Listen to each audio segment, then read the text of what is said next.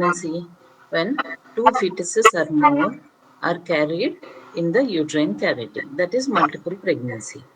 Now, most often there are only two fetuses. That is what we call a twin pregnancy. Anything more than a twin pregnancy, triplets, quadruplets, etc., is not very common.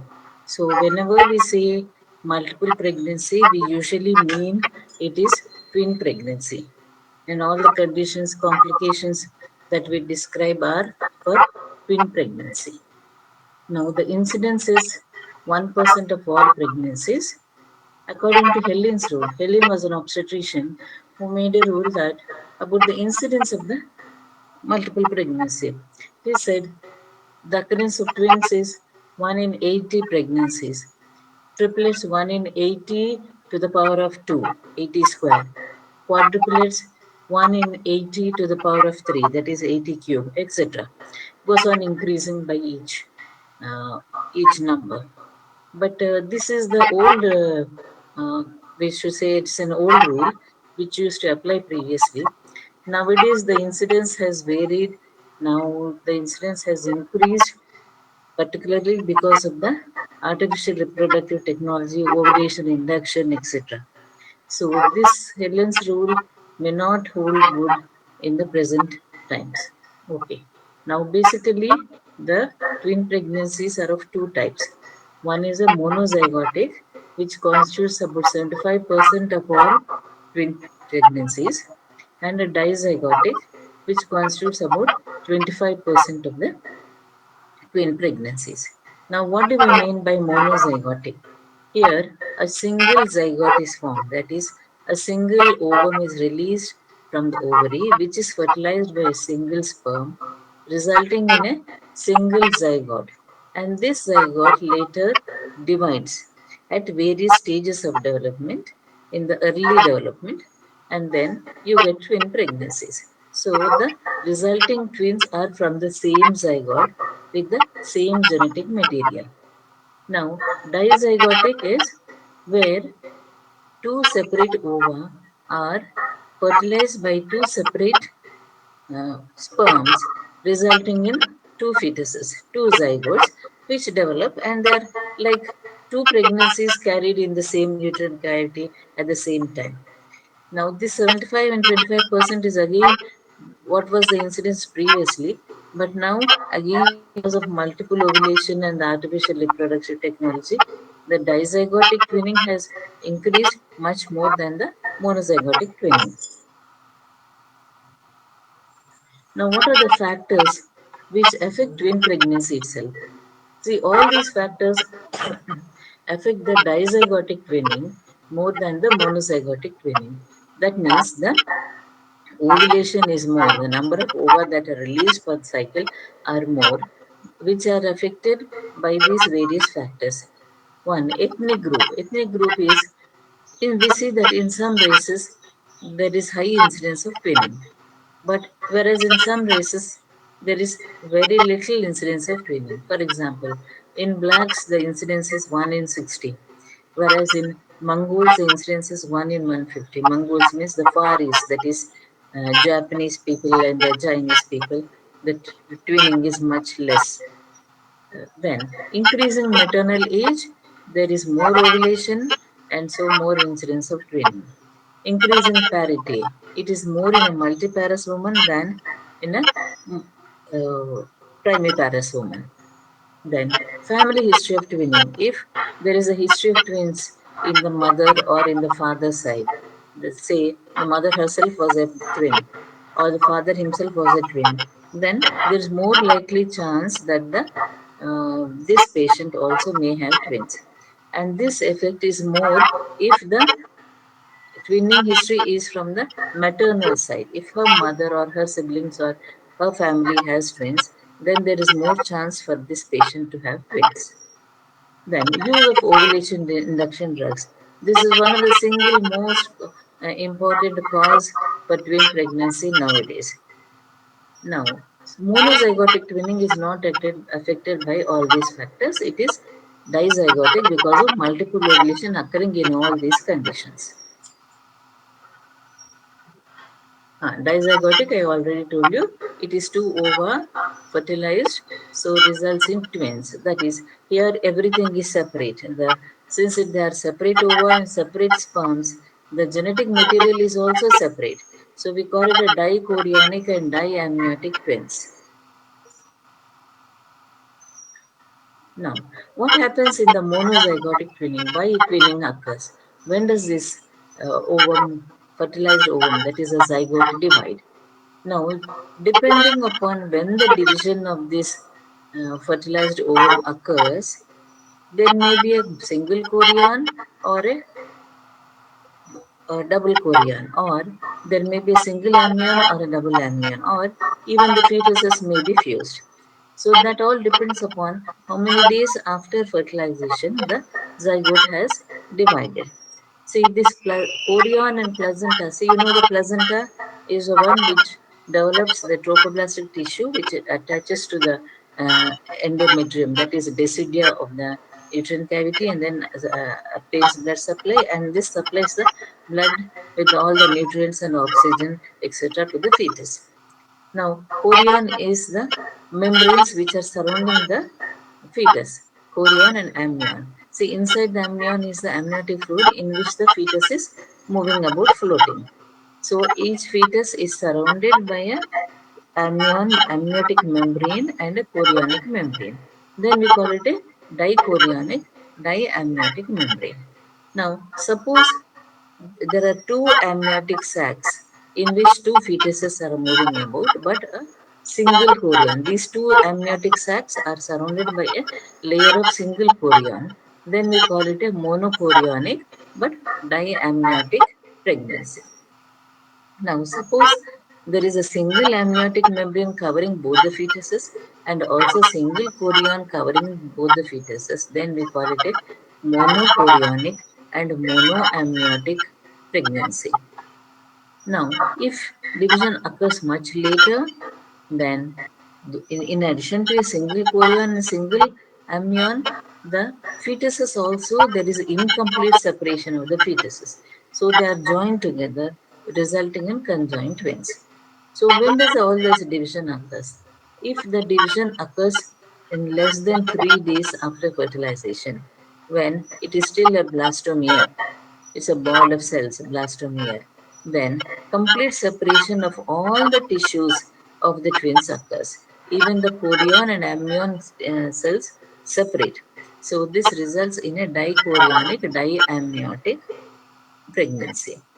Now, if the division occurs slightly later, that is 4 to 7 days, when a blastocyst has already formed, the inner cell mass is also forming, then here the cells which are going to form the chorion have already differentiated, so they cannot divide. They have already differentiated. So what happens is this results in a single chorionic membrane. But the cells which are going to form the amnion divide, so this results in a diamniotic pregnancy. So if the division occurs between 4 and 7 days, then this results in a monochorionic and diamniotic pregnancy.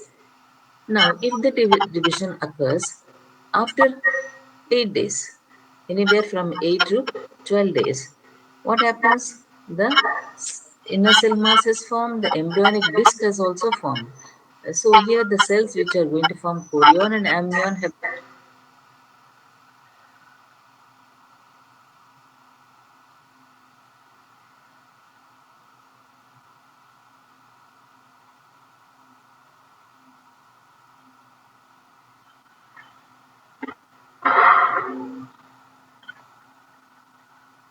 twins.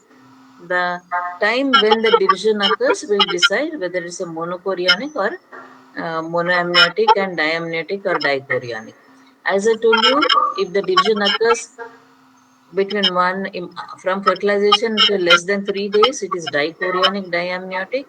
From 4 to 7 days, it is monochorionic and diamniotic pregnancy. If the division occurs 8 days after fertilization, it is the cells which are going to form both chorion and amnion have already differentiated. So the it is a monochorionic, monoamniotic pregnancy. Then if it is division occurs after 12 days after fertilization, Not only will it be a monochorionic and monoamniotic pregnancy, the embryonic disc has also started differentiating. So some of the cells, tissues of the body have already formed, so they cannot divide, and these twins are joined together at various places. That is conjoined twins. This is not a common condition. This is a quite a rare condition, but it is interesting for us because these twins have to be separated if possible after uh, delivery, that is before by 1 year. But sometimes if the tissues are joined so much together that separation is also not possible. And then it is a miserable situation for the twins if they survive. You all know heard about the Vani Veena twins who grew up in Nilofar Hospital because their brain tissue is all intermingled. They are unable to separate, and now they have become adults also. Yes, so this is what happens in the division in a monozygotic twins. Now, we have to know what is chorionicity and what is placentation, etc. Placenta is the development of the placenta and insertion of the placenta. Chorionicity is, is the type of the placenta, what I have already told you. Now, it is important to know the chorionicity, whether it's a monochorionic or dichorionic. Why it is important is because monochorionic twin pregnancy has special problems. There may be intermingling of the blood supply, there may be difference in the growth of the fetuses. A lot of complications are present in a monochorionic pregnancy. So you have to know the chorionicity. Now this chorionicity can be detected in the first trimester. As early as first trimester, it has to be detected. As the fetus is growing and in the mid trimester and the last trimester, it is difficult to detect the chorionicity. So every attempt should be made to detect the chorionicity in the first trimester itself. So, how do you detect? How do you say it is a monochorionic or a dichorionic or monozygotic or a dizygotic? See, please remember, dizygotic can never be monochorionic because there are two separate placenta and two separate ova which are fertilized by two separate sperms. So they are always separate. They are always dichorionic and diamniotic. Now, in the monochorionic, a monozygotic twin, if a very early separation before 3 days occurs, then again it may be a dichorionic and diamniotic. But otherwise, later separation leads to monochorionicity. So, how to detect this? Before 10 weeks, if you see two separate sacs in the uterine cavity, then definitely it is dichorionic. If a single sac is seen, gestational sac, I mean, then it is a monochorionic. Later, if you see two separate placentae, definitely it is dichorionic. See, dichorionic may still be a monozygotic or a dizygotic, but at least it is dichorionic. Both fetuses are separate. Now, if the sex of the baby, which you detect in later weeks, discordant sex, that is one is male, one is female, definitely it has to be dichorionic, not only dichorionic, dizygotic also. Because two separate, one sperm containing Y chromosome, one sperm containing X chromosome have fertilized two separate ova. So discordancy in sex means it is dizygotic also. Now, if the sex is the same, concordant sex means sex is the same, it can be dichorionic or monochorionic. It can be a monozygotic or dizygotic also. So then the intertwin membrane. In the early weeks, there may be one gestational sac with a membrane running in the gestational sac between two fetuses. Now, if this intertwin membrane is thicker, then it is dichorionic because suppose there are two chorionic sacs and two amniotic sacs, then the intertwin membrane consists of four layers. So, if four layers are there, it is a thick intertwin membrane. Suppose it is a monochorionic pregnancy where there is a single chorionic chorion, then intertwin membrane does not contain any chorion. So it contains only two amniotic membranes. So it is thinner. So a thin intertwin membrane means it may be a monochorionic and diamniotic. But if it is a thick membrane, then it can be dichorionic and amniotic. Now there is also what we call a twin peak sign or lambda sign. Here, this denotes a dichorionic pregnancy. That means here, between the two chorionic membranes over the placenta, a little placental tissue peeks into the space between the two chorionic membranes. Then that is what we call a twin peak or lambda sign. Now, suppose there is a single cavity with two fetuses in that and there is no intertwin membrane. What does it mean? It means both the fetuses are in the same amniotic cavity. So, it denotes a monochorionic and monoamniotic pregnancy. So this is how we make out the chorionicity, which has to be detected early so that you can anticipate the problems. You can look out for the problems that occur in the monochorionic pregnancy and then treat the patient accordingly. So now let us go to the complications. What are the complications that you see in this pregnancy? Now, complications may be in the antepartum period, in the intrapartum period, or in the postpartum. Antepartum is during pregnancy itself. Uh, Hyperemesis may be there, that is, excessive vomitings uh, may be there. See, what is the cause for the hyperemesis vomitings? It is a what is said is that it is a human chorionic gonadotropin, which is produced by the placenta.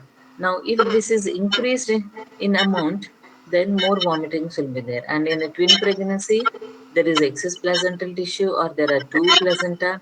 So, more of this hormone, and so more vomitings may be there. Then hydramnios may be there. Here, which I will tell you in detail later, there is particularly in a monochorionic pregnancy, hydramnios can occur. This hydramnios uh, uh, is where excessive urination is there by the fetus because it gets more blood supply, and then excessive collection of amniotic fluid in the amniotic sac. It has got its own problems. Then pre-eclampsia incidence, where that is hypertension in pregnancy, particularly in the related to the pregnancy with proteinuria. Hypertension plus proteinuria, we call it pre-eclampsia.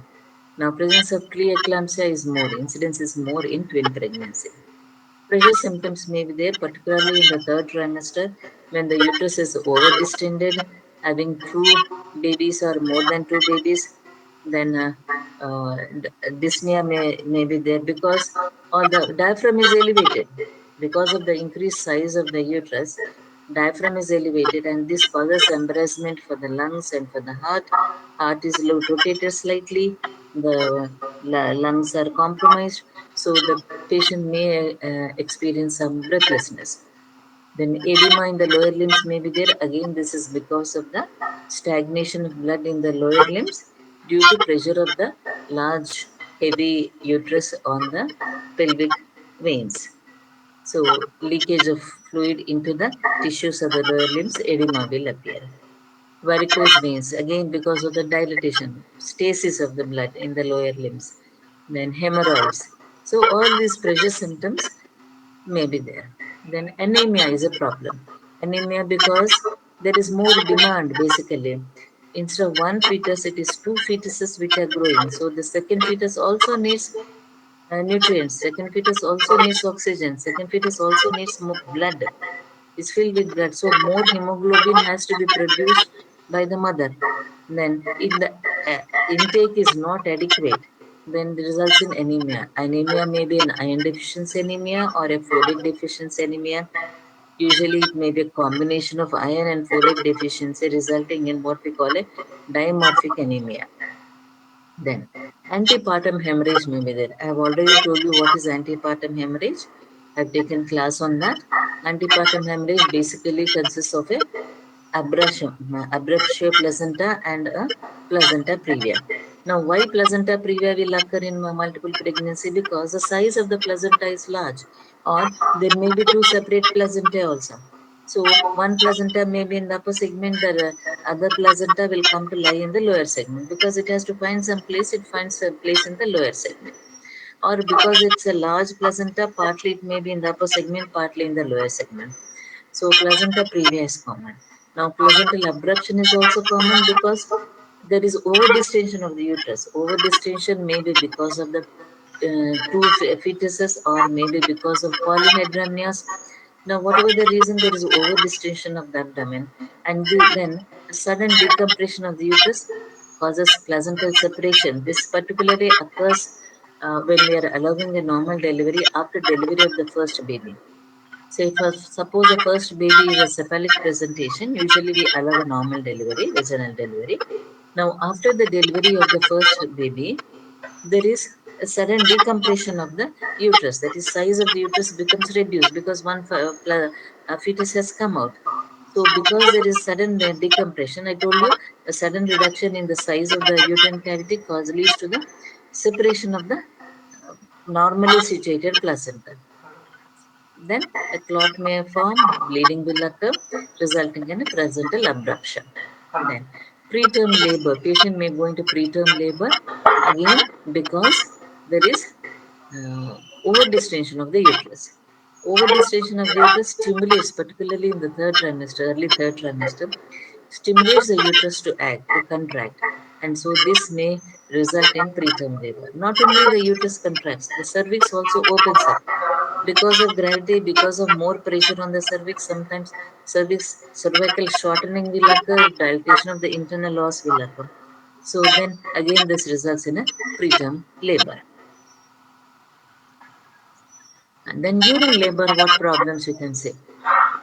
During labor, there is prolonged labor. Why prolonged labor? Because inefficient action of the uterus. Because the uterus was overdistended, it becomes sort of hypotonic, and so when labor sets in, the uterine action is not very strong. So uterine inertia may be there, or incoordinate action of the uterus may be there. Uh, Lack of coordination in the uterine action. So it not only this, malpresentations may be there, malpositions may be there. So because of all this, labor takes a long time. Particularly the first stage of labor takes a long time. So patient may go into prolonged labor. Then malpresentations, I told you. Now, if one fetus is present in the uterine cavity, it usually adjusts itself. In 97% of the patients, it is a cephalic presentation with the head presenting over the pelvic rim. But if two fetuses are there in my previous class on transverse lie, I told you about this. If two fetuses are there, then they have to adjust to each other and they have to see that they are present somehow adjusting in a single uterine cavity. So some one fetus may be cephalic, one fetus may be transverse lie, one fetus may be a breech presentation, another may be a transverse lie. So like this, all malpresentations may be present, which have is their own problems. Then, because of all these malpresentations, prolonged labor, or associated complications like pre-eclampsia, anemia, etc., then there is more chance for operative delivery in twin pregnancies. That is, more chance for us to put a forceps delivery or to do an internal podalic version. Last class, I told you what is internal podalic version, which we do in a transverse life. So here also, if the second baby is presenting as a transverse line, then we do an internal podalic version. So again, or we may do a cesarean section. So whatever we do, there is more operative delivery and the associated problems with the operative delivery. Anesthesia problems may be there, or trauma may be there to the fetus, to the maternal organs. So all problems may be there. Then postpartum hemorrhage may occur during labor. Now, why postpartum hemorrhage occurs? One, because of the uterine overdistension, there is atomicity of the uterus. So after delivery, uterus still remains soft and doesn't retract and contract. So open sinuses, placental sinuses are there, open blood vessels are there in the decidia, which are not closed off by the uterine action. See, in a normal delivery, or even in a cesarean section, how PTH is prevented is immediately after delivery, the uterus contracts. Now, when the uterus contracts, uterine muscles, how are they arranged? They are arranged like a crisscross fibers. in between the crisscross fibers like this, in between the blood vessels are running. So when these fibers contract, they close off the mouths of these blood vessels. So the bleeding does not occur. Later, clot formation and the blood vessels may close off. All this will occur, but that will take time. So the immediate effect is the uterine contraction, which prevents bleeding from the placental sinuses and from the open mouths of the blood vessels. So here, if there is atomicity and there is no contraction of the uterine muscle, then what will happen? Bleeding will occur. That is one reason. Then other reasons for the postpartum hemorrhage are large placental site is there, or two placentae are there, and so larger placental site again. So more area for bleeding may be there. Then associated trauma may be there because you have done some manipulations, force of delivery or internal podalic version, etc. Some injury to the genital tract of the mother. Then because of that bleeding can occur, or because the presence of abruption, placental abruption, where the patient may go into a DIC and bleeding can occur, or because placenta previa is there, placenta situated in the lower segment. Again, here, lower segment muscle fibers are not strong, they are not thick. Lower segment is thinned out in labor. So these placental sinuses cannot be closed off by the uterine contraction of the upper segment. So bleeding can occur. Then also retained placenta can occur, particularly if the placenta is situated in the lower segment or placenta previa. It may be retained in the uterine cavity, and so if it is retained in the uterine cavity and not expelled immediately, then bleeding can occur. So there are various reasons why bleeding, postpartum hemorrhage can occur in multiple pregnancy. That is one of the biggest dangers during labor in multiple pregnancy, which you have to be on the lookout. Then, after delivery, what problems can occur? After delivery, there is psychological stress for the patient. Why should there be psychological stress? See, taking care of a baby for the mother is not an easy job. She has to feed the baby, she has to clean the baby, she has to change the diapers for the baby. So much work is involved. Unless she has help at home, she cannot manage, even for a single baby. Now, here she's got two babies, or sometimes even more than that, to take care of. So, there is a lot of stress on her, physical stress. Then she also feels okay psychologically also. It feels she's not taking adequate care of her babies. So see the physically, one baby she feeds one baby, cleans the diaper, changes the diaper, and puts that baby to sleep. Another baby wakes up. So she has no rest also. She is overworked. Psychological stress, physical stress, all this has to be taken care of. So this patient, during pregnancy itself, you must counsel these patients that she must get some help at home. Elder people or somebody, a nurse or somebody, should be there constantly with her to help her in taking care of the baby. Then inadequate lactation. Now sometimes the amount of uh, milk produced may not be enough for two babies. So some feeds she may have to give top feeding. So inadequate lactation is a problem. Then anemia. She may have been anemic before pregnancy, then during pregnancy, which means anemia continues, and then after delivery, during delivery, some bleeding will occur. Then this anemia will continue in the postpartum period, which again puts a stress on her. Physically, she will not have adequate energy, adequate stamina to take care of the babies.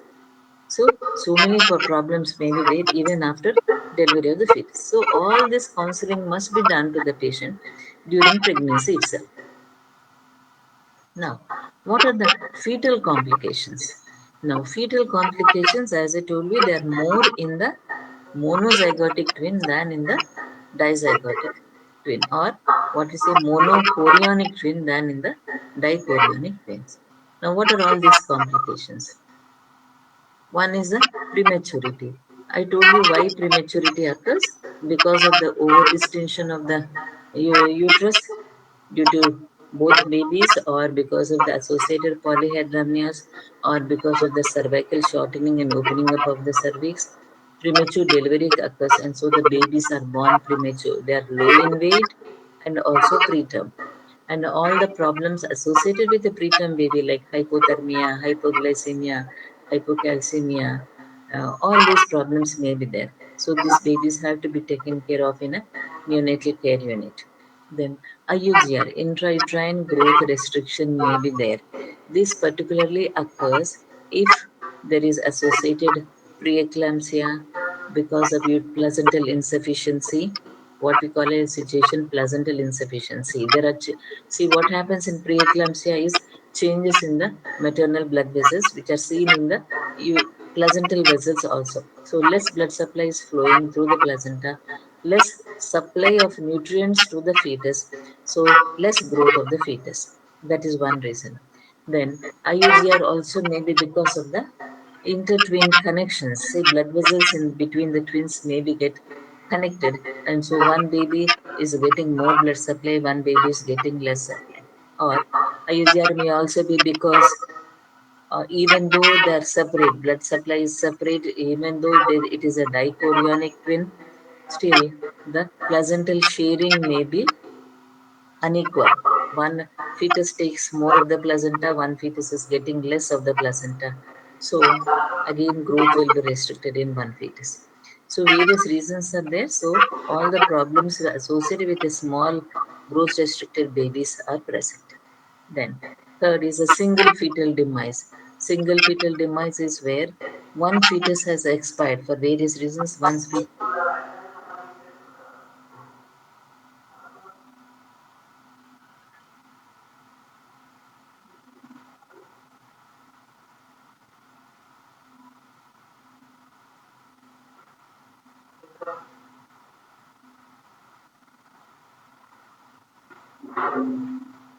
is this?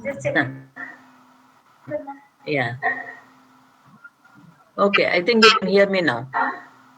Uh, Monochorionic monoamniotic twins, where there is a single amniotic sac and both twins are in the same amniotic sac, particular problems will be there.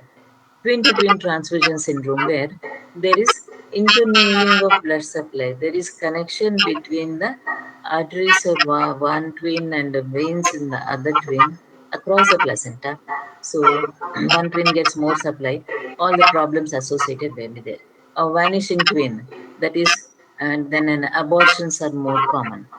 Then congenital anomalies are more common in twin pregnancies rather than in singleton pregnancies. Discordant growth. Discordant growth means unequal growth between both fetuses. One fetus is larger, one fetus is smaller. One fetus is normal size, one fetus is what? Growth restriction. Then, during labor, fetal complications can occur. PROM can occur, that is premature rupture of membranes. And because the presenting parts or malpresentations are there, the presenting part is not well applied to the cervix. There are gaps between the presenting part and the cervix, and cord prolapse can occur. Cord can come out. And if this is not recognized with and babies delivered within few minutes, then babies or whatever the cord prolapse, that baby is going to die. Then I told you abruption, that is placental abruption in the second twin can occur. Then it may be a breech extraction. You may be doing an internal podalic version and a breech extraction. And so birth trauma to the fetus can occur. You may be pulling on the, say, a hand, a brachial plexus palsy can occur. Or delivery of the after coming head run rapidly, intracranial hemorrhages can occur. So various injuries to the fetuses can occur. Then interlocking of twins can occur, which is again very rare, where the one twin delivery is prevented by the another twin. Again, this I will tell you in detail. So these are the various intrapartum complications of the to the fetus. So now all the fetal complications I will deal briefly. Now, prematurity, I told you it may be because of overgestation due to the twins or due to polyhydramnios. How do you treat this? By giving bed rest, give tocolytics. What are tocolytics? They are drugs which cause uterine relaxation. They prevent uterine contractions, such as terbutaline, ritodrine. These are all beta adrenergic drugs. And then you have got nifedipine, which again causes relaxation of the uterine muscle. You got magnesium sulfate, you got atosiban. So various tocolytic agents are there. Now, so all this can be tried to prevent uterine contractions. And then, if the cervix is very short and it is starting to open up, then a prophylactic circlage can be applied. You all know what is circlage? It is an operation where a thread is applied to the cervix and it is tied so that the mouth of the uterine cavity, that is the cervix, is closed off. That procedure we call it a circlage. I won't go into the details now. In class on preterm labor, that will be dealt with. So this is how you treat the prematurity. Now IUGR growth restriction can affect one or both fetuses also can be affected if the common etiological factor is there like a preeclampsia. And this you see more commonly in monochorionic twins. The reason may be, as I told you, a poor placentation. That is, placenta itself is poorly implemented. The development of placenta itself is not adequate. So naturally, less number of blood vessels and less blood supply. Then unequal placental sharing by the fetuses. Associated congenital anomalies can also cause IUGR. Then associated preeclampsia causing uteroplacental insufficiency. So these are all the various reasons for IUGR. Then single fetal demise. What happens if one fetus dies and the other fetus is alive? And this single fetal demise occurs very commonly in monochorionic twins. So what happens is there is 25% risk of the other twin also dying eventually. After a few days or a few weeks, the other twin also may die. That 25% risk is there. Then, even if that twin survives, there is 25% risk of neurological damage to that surviving twin. Now, that is, if this neurological damage occurs after birth of that surviving twin, then you see, even as the twin is growing, you may see some, structural abnormalities, some neurological developmental abnormalities, or mental retardation, or cognitive abnormalities like this. So, uh, always there is a danger for the surviving twin. Then how do you manage this? Suppose you have detected that it is a twin pregnancy in the earlier weeks and one twin has died. See, if the death of the twin occurs in early pregnancy, say in the first trimester, before any vasculature has developed between the twins, interconnections between the twins have not developed. In that case, this dead fetus will not cause any harm to the surviving fetus and it proceeds normally like a singleton pregnancy.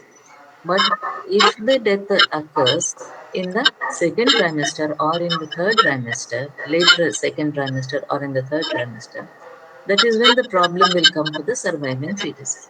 So here you counsel the patient has to take a decision. You can offer the termination of pregnancy and also the what is the chance for uh, uh, the surviving baby getting affected. All this has to be understood, has to be told to the patient. Now, suppose it is a dichorionic pregnancy, even if it is monozygotic, but still, if it is dichorionic pregnancies, the chorionic sac itself is separate. So there is no question of any intermingling of blood. There are no anastomosis between the blood vessels of the twins.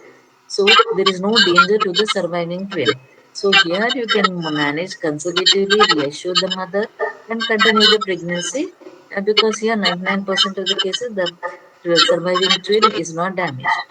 But if it is a monochorionic twins, then there's always the danger of the surviving thing getting affected. So you offer termination of pregnancy. If the mother decides against that, then periodic assessment and then after delivery assessment of the fetus.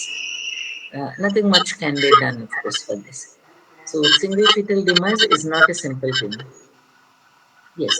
Then, what are the problems associated with a monochorionic and monoamniotic twins? Here, remember, there is a single chorionic sac, there is a single amniotic sac. So, both the fetuses are moving about in the same amniotic fluid surrounded by a single sac. It's like a large single bubble, and both fetuses are inside the bubble. Now, what happens here? Because both fetuses are having umbilical cord, single placenta and two umbilical cords. What as they are moving about, one cord can get twisted around the another cord. So cord entanglement can occur. And as these fetus are moving together towards each other and away from each other, then this cord can get stretched, and then blood supply it can get tightened. Blood supply to one of the fetuses or to both the fetuses can be compromised, and then intrauterine death can occur. Now, this cord entanglement is particularly occurs during labor. If this patient is allowed to go into a normal labor, normal vaginal delivery, as one fetus is descending, this fetus cord pulls against the second fetus cord, and both the cords become tight, and both the babies will be lost. The incidence fortunately is less than 1%. So if you have detected this monochorionic monoamniotic twin pregnancy in early pregnancy itself, then you have to be very cautious. You have to tell the patient, you have to counsel them her and warn her about an early delivery. Early delivery you may have to do as early as 32 to 34 weeks, as soon as the fetus gains viability. See, nowadays we are considering maturity, not viability, sorry, maturity. As soon as the fetus becomes mature, that is nowadays we are taking 34 weeks as fetal maturity because of the more developed available neonatal facilities. So by 32 34 weeks you have to deliver the babies. Otherwise, cord entanglement and intrauterine death can occur. And delivery is by cesarean section only. You cannot allow a vaginal delivery for this patient. And then, how do you detect this cord entanglement? Color Doppler. You see in the color Doppler, you can see the umbilical cords. So you can see the position of the umbilical cords, the direction of the blood flow, etc. You can diagnose a cord entanglement. So monochorionic, monoamniotic twins have their own particular problems. Right.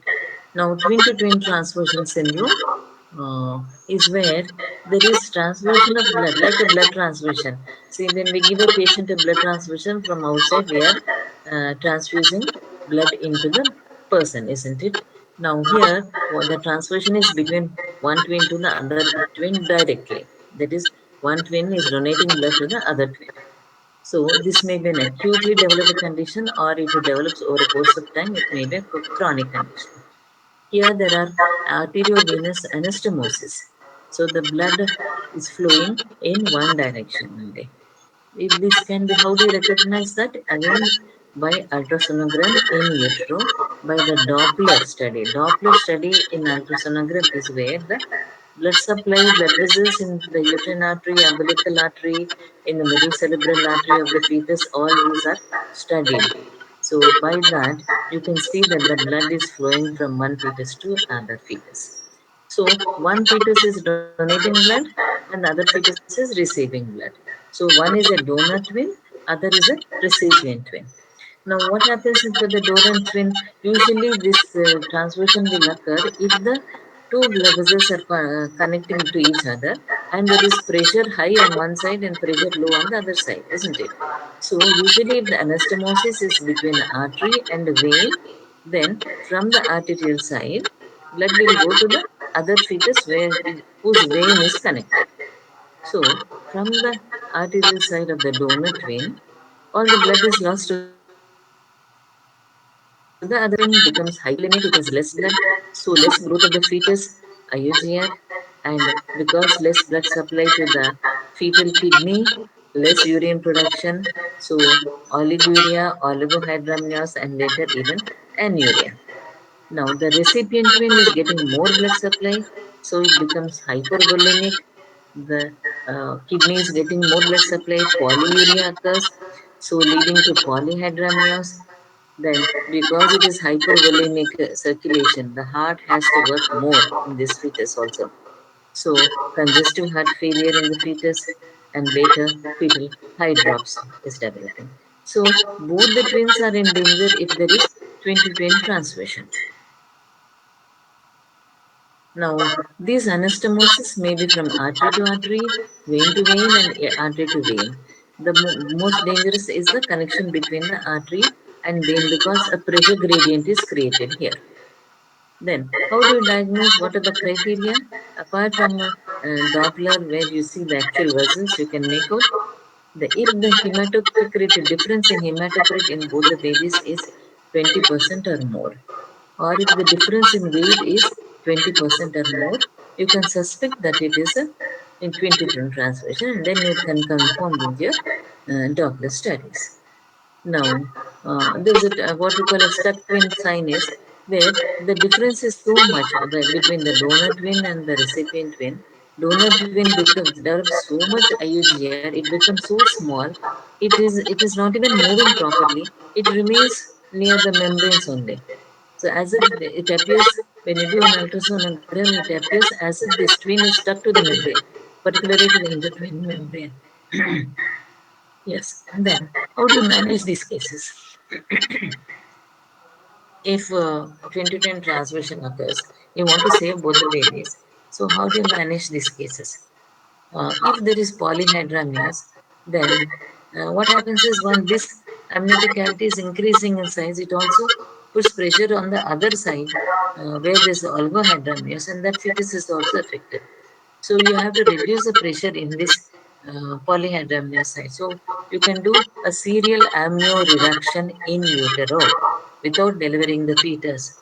You simply, under ultrasonar guidance, simply pass a long needle, something like a lumbar puncture needle, a long needle through the anterior abdominal wall, through the uterine wall, into the amniotic cavity of the fetus with the polyhydramnios, and then remove the amniotic fluid, some amount, depending upon how much is the polyhydramnios.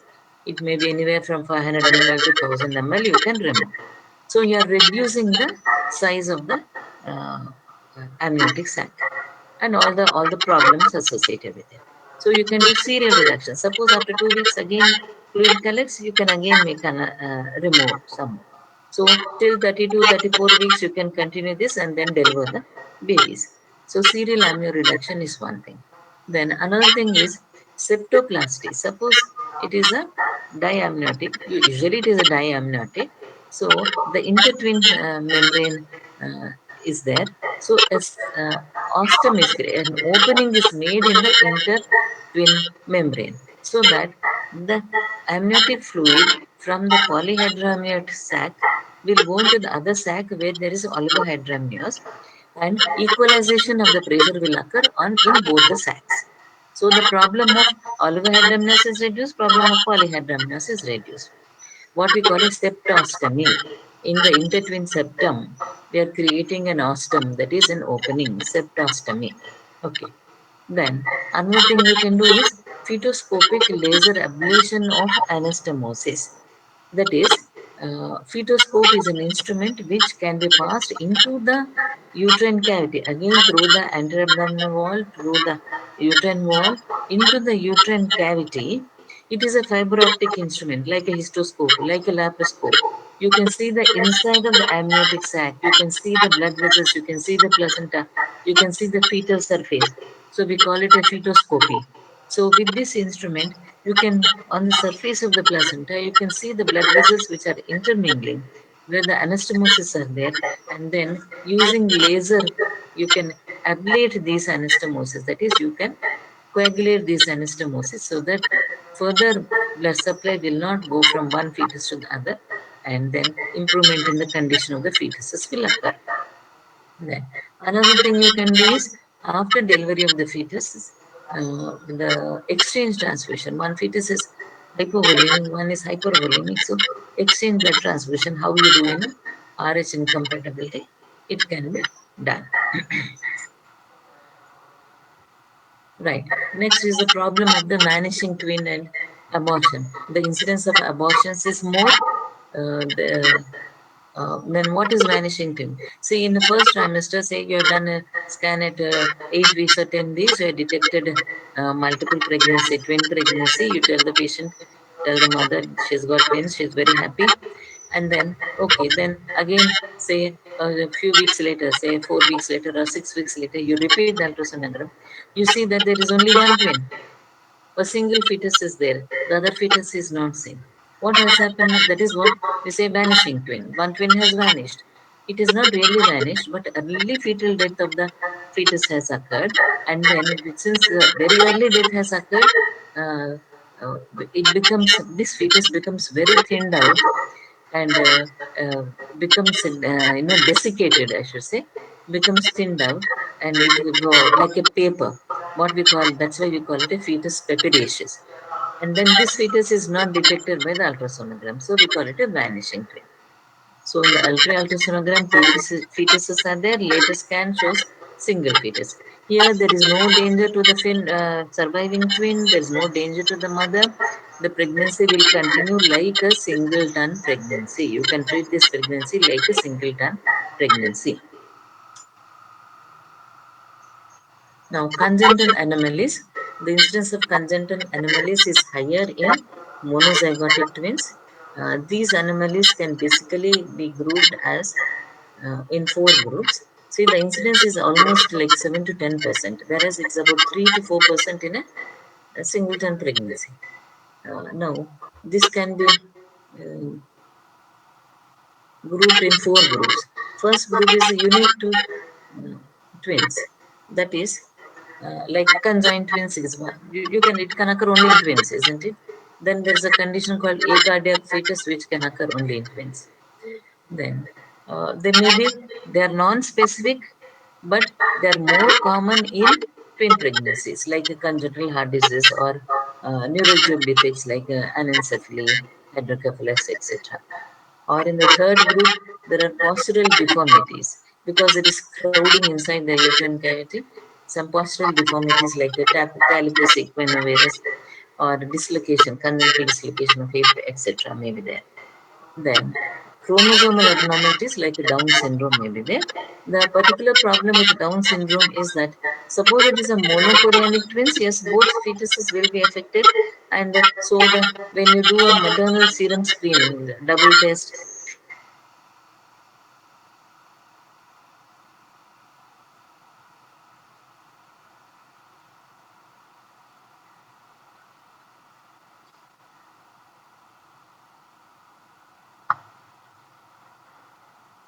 again there was a power show. My time is over. I'll just finish this and I'll continue in the next class. So Down syndrome, if it is a dizygotic twins, with maternal serum screening will not help because even if there are abnormal values, one fetus may be affected, so you don't know which fetus is affected. So here the diagnosis has to be made by the nuchal translucency and also by the mid-trimester amniocentesis. This I will continue in the next class.